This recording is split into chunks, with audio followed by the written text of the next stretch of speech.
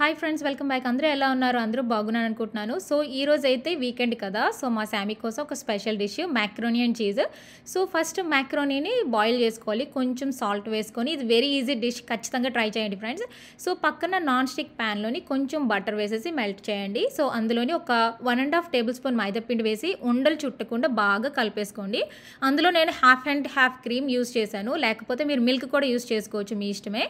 బాగా మిక్స్ అయిపోయిన తర్వాత క్రీమ్ అది వేస్తాం కదా, అందులోని సాల్ట్, పెప్పర్, ఇంకా రెడ్ పెప్పర్ ఫ్లేక్స్, ఒరిగెనో, చిటికెడు నట్మెగ్ వేసేసి బాగా స్టిర్ చేయండి, కలిపేసుకోండి. ఈ లోపల మ్యాక్రోనీ బాయిల్ అయిపోతుంది కదా, ఇందులో మిక్స్ చేసేయండి మంచిగా థిక్ సాస్, యమ్మీ సాస్లోని.